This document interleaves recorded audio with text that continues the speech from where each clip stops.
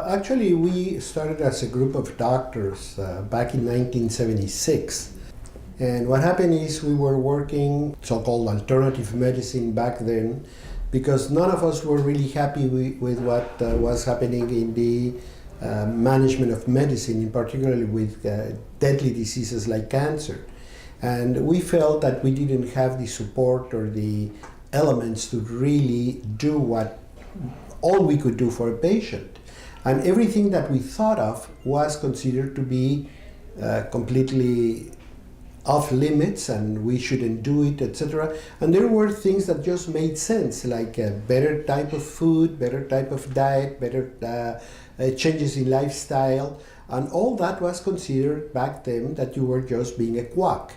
So we were looking for ways to implement all these new techniques, and finally we were working for several years this way in different medical establishments, and finally it dawned on us that it was never going to be possible to give people better food unless we had a place of our own. I want to modify the intestinal flora of this patient.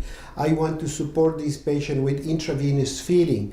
I want to rehydrate this patient in a different way, because not everything is cancer. To me, one of the biggest mistakes of modern times about cancer is we have centered completely the therapy in destroying the cancer cell, forgetting very frequently that that cancer cell is as human as we are, as our liver or our heart.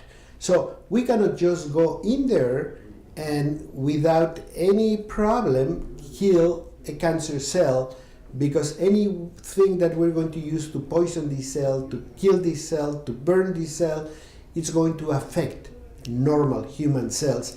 And that's why the therapy of cancer has been so dramatically difficult over years and years and years. So we make sure that everything the body can do to regenerate, to reestablish itself, to heal itself, is going to be possible, so we can heal people back to normal health.